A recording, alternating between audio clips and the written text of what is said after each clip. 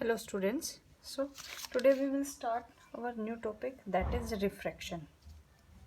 तो आपने daily life में देखा होगा जैसे स्विमिंग पूल होता है, तो स्विमिंग पूल का जो बेस होता है वो हमें क्या है, थोड़ा उठा हुआ दिखता है। जो रियल बेस होता है वो पानी में हमें थोड़ा ऊपर दिखता है। अच्छा, सेकंड केस आप ले सकते हैं, कोई ट्रांसपेरेंट ग्लास है, अगर हम उसमें कोई लेमन डालते हैं, ट्रांसपेरेंट ग्लास है, अगर उसमें हम लेमन डालते हैं तो हमें जो लेमन का साइज है वो एक्चुअल साइज से थोड़ा बड़ा दिखता है। अगर हम उसको साइड से देखते हैं तो जो उसका एक्चुअल साइज होता है उससे थोड़ा बड़ा दिखता है। अब अगर कोई पेंसिल आपने ट्रांसपेरेंट ग्लास में डाली और आप उसको देखते हैं तो आपको ऐसा लगता है कि बेंड हो रखी है, वो जो पेंसिल है वो बेंड हो रखी है। तो ये सब चीज़ें किस लिए होती हैं, क्योंकि जब पानी में जा रही है तो क्या होता है, डायरेक्शन ऑफ लाइट चेंज हो जाती है। ठीक है, और वो डायरेक्शन ऑफ लाइट चेंज क्यों हो रही है, क्योंकि हमारा मीडियम चेंज हो रहा है। क्योंकि पहले जो है, अगर हम बाहर देखते हैं तो हमारे बाहर क्या है, वैक्यूम है, एयर कह सकते हैं हम। ठीक है, और जब पानी में जा रहा है तो वो क्या हो गया, एक अलग मीडियम हो गया। तो हमारा मीडियम चेंज हो रहा है तो डायरेक्शन ऑफ लाइट भी चेंज हो रही है, और उसकी वजह से जो हमें ये चेंजेस दिखाई दे रहे हैं। और ये जो फिनोमिना है इसी को हम कहते हैं रिफ्रैक्शन। ठीक है, so the phenomena of change in direction of light when it passes from one transparent medium to another is called refraction. Means जो है लाइट की डायरेक्शन चेंज हो जाती है जब वो एक ट्रांसपेरेंट मीडियम से दूसरे मीडियम में एंटर करती है। जैसे एयर से किया ग्लास में, वाटर में, तो वो चेंज हो गया। अब अगर मान लो वाटर से हम बार एयर में जाता है तो वो मीडियम चेंज हो गया, तो उस टाइम पे क्या होगा, रिफ्रैक्शन। फिर है refraction through a glass slab. Glass में जो है रिफ्रैक्शन कैसे होता है, हमने एक ग्लास स्लैब ली है ABCD। ठीक है, एक इंसिडेंट रे आ रही है EO। जब इंसिडेंट रे EO आ रही है तो O पॉइंट पे क्या है, किस में एंटर करेगी, वो ग्लास में। मीन्स हमारा मीडियम चेंज हो रहा है। पहले कौन सा मीडियम था, एयर, फिर कौन सा हो रहा है, ग्लास।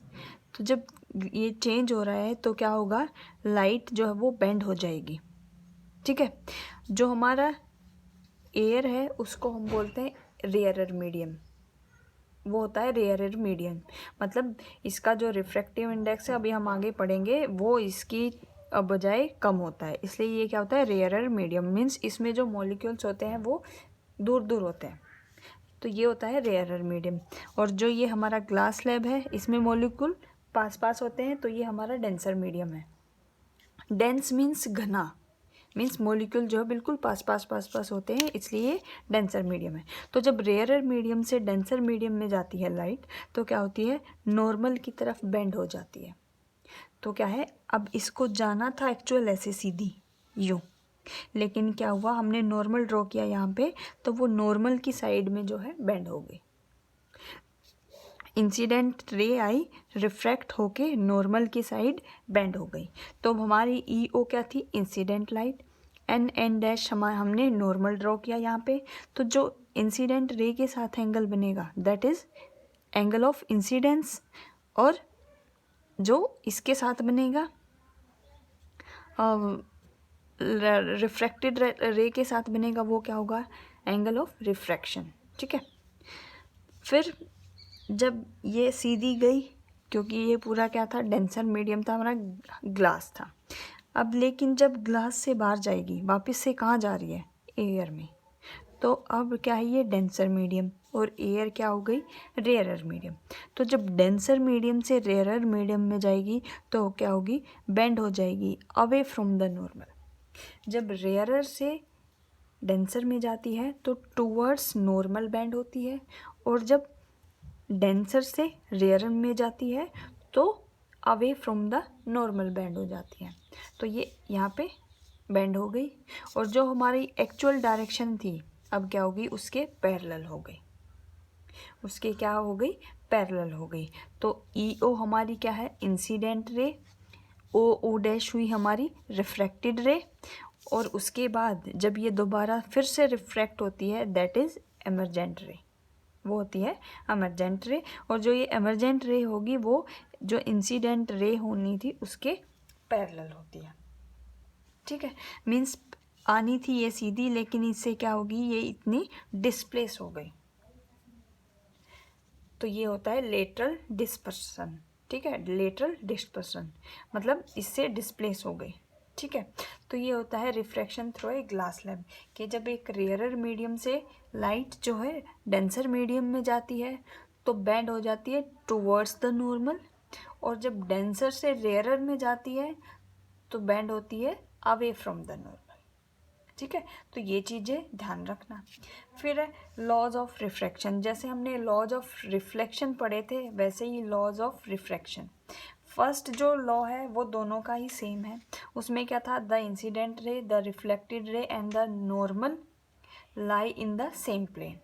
तो इस केस में क्या होगा, इंसिडेंट रे रिफ्लेक्टेड की जगह क्या आ जाएगा हमारा, refracted ray and the normal at the interface of two transparent media. देखो यहाँ पे है ना ये interface, at the point of incident, जहाँ पे ये पॉइंट इंसिडेंट हो रहा है, all lie in the same plane, सारे क्या है सेम प्लेन में लाई करेंगे। ठीक है, second is the ratio of the sine of angle of incident, जो हमारा एंगल ऑफ इंसिडेंस है उसका sine to the sine of angle of refraction, और रिफ्रैक्शन के बाद जो एंगल आता है उसका, दोनों की जो रेशो होगी that is a constant for the light of A given colour and for the given pair of media. मतलब वो अगर हम कोई पर्टिकुलर कलर की लाइट दे रहे हैं या फिर कोई मीडिया जो है गिवन है हमें वो ले रहे हैं तो उसके लिए क्या होगी, कांस्टेंट होगी। और ये जो लॉ होता है that is called Snell's law. तो आपसे क्वेश्चन इस तरह भी पूछ सकते हैं, व्हाट इज स्नेल्स लॉ या डिफाइन स्नेल्स लॉ। तो अगर हमें डेफिनेशन बतानी है तो यही आ जाएगी, the ratio of sine of angle of incidence to the sine of angle of refraction. तो अगर आई जो है एंगल ऑफ इंसिडेंस है और आर जो है एंगल ऑफ रिफ्रैक्शन है तो क्या हो जाएगा, sine i upon sine r equal constant, दोनों की जो रेशियो होगी वो क्या होगी, कांस्टेंट। तो ये दो लॉ थे, laws of refraction. Next is refractive index. Refractive index क्या होता है, the ratio of speed of light in a given pair of medium. Refractive index क्या होता है कि किसी मीडियम में जो है स्पीड ऑफ लाइट कितनी है, उसकी रेशो क्या है। ठीक है, अगर मान लो हमारे दो मीडियम हैं, ये हमारा एक मीडियम 1 है और ये हमारा मीडियम 2 है, तो रिफ्रैक्टिव इंडेक्स क्या हो जाएगा, इस मीडियम 1 में स्पीड ऑफ लाइट क्या है और इस मीडियम 2 में स्पीड ऑफ लाइट क्या है, दोनों की रेशो।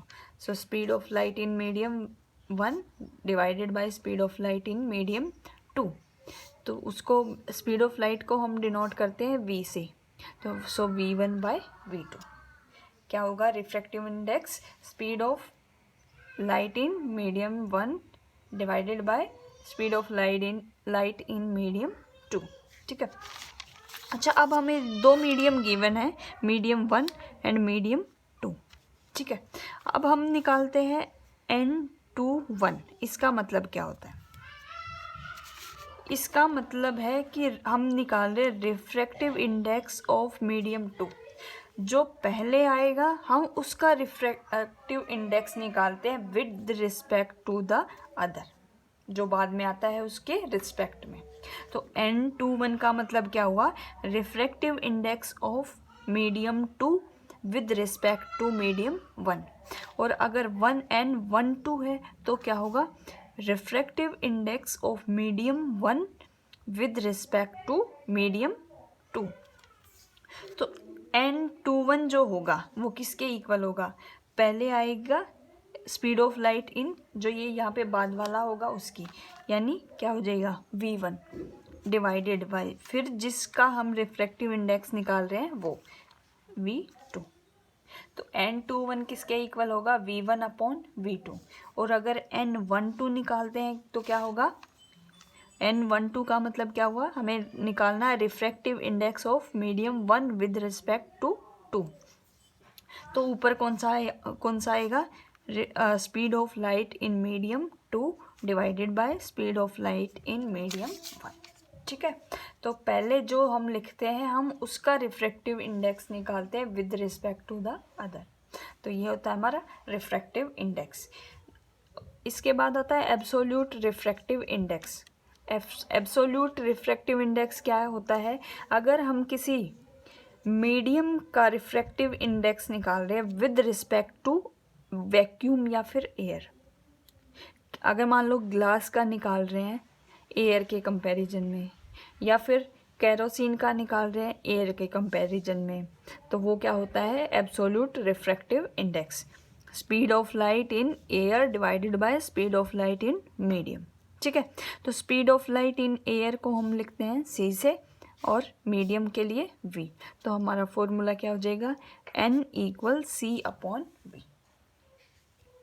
फिर है हमारे कुछ वैल्यूज़ गिवन है जो हमने इम्पोर्टेंट है वो लिखी है।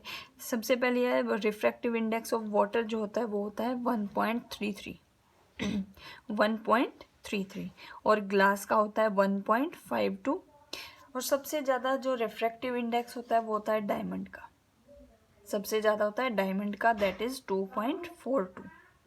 ठीक है, उसके बाद आता है optically denser medium. Optically denser medium क्या होता है, out of two medium the medium having higher value of refractive index. अगर हम दो मीडियम को कंपेयर कर रहे हैं तो जिस मीडियम की वैल्यू जो है मीडियम की रिफ्रैक्टिव इंडेक्स की वैल्यू सबसे ज़्यादा होगी वो क्या होगा, ऑप्टिकली डेंसर मीडियम। और ऑप्टिकली रेयरर मीडियम होगा अगर दो मीडियम को हम कंपेयर कर रहे हैं जिस मीडियम की रिफ्रैक्टिव इंडेक्स की वैल्यू लोअर होगी, that is optically rarer medium.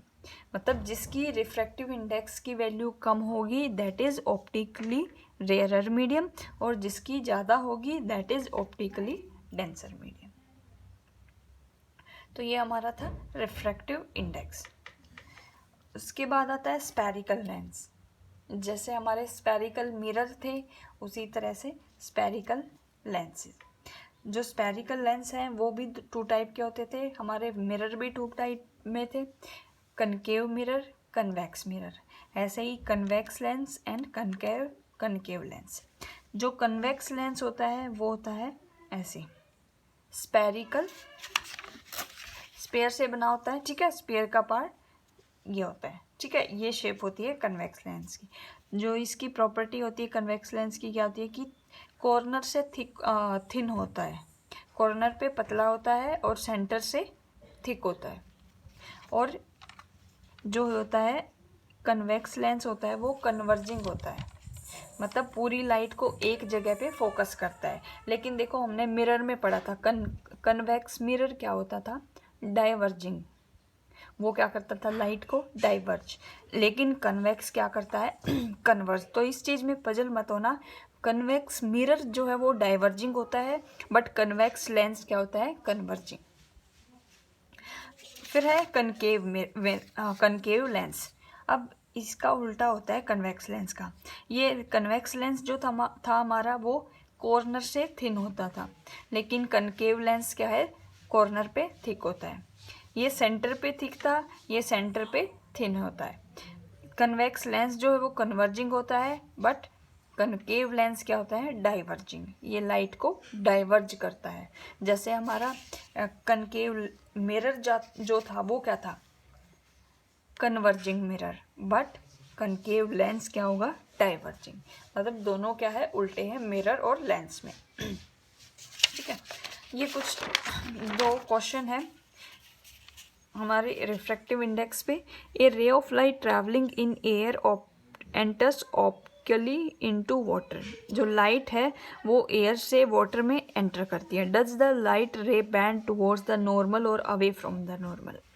अब देखो एयर क्या है, रेयरर मीडियम, और वाटर क्या है, डेंसर मीडियम। रेयरर से डेंसर में जाएगी तो क्या करेगी, टुवर्ड्स द नॉर्मल जाएगी, तो क्या होगी, बैंड होगी टुवर्ड्स द नॉर्मल। और किस लिए होगा, रीज़न क्या है, क्योंकि वाटर में जाने के बाद स्पीड ऑफ लाइट क्या हो जाएगी, डिक्रीज, इसलिए जो है नॉर्मल की साइड तो बेंड हो जाएगी। और अगर ये जाती वाटर से एयर में तो क्या हो जाती, अवे फ्रॉम द नॉर्मल, क्योंकि हमारी लाइट क्या है, स्पीड ऑफ लाइट इंक्रीज होगी उस केस में। Second question is light enter from air to glass having refractive index 1.50। Refractive index दे रखा है किसी का जब लाइट जो है एयर से ग्लास में होती है तो क्या होगा, speed of light in vacuum divided by speed of light in medium. अब उसकी वैल्यू कितनी है, 1.5, और speed of light in vacuum में कितनी गिवन है, 3 × 10⁸ तो हमें ये वाली वैल्यू निकालनी है तो यहाँ से इसको इधर ले जाएंगे और ये इधर आ जाएगा, तो 3 × 10⁸ डिवाइडेड बाय 1.5, तो हमारी वैल्यू आएगी 2 × 10⁸ मीटर पर सेकेंड। ठीक है, तो ये तो हमारा था रिफ्रैक्शन।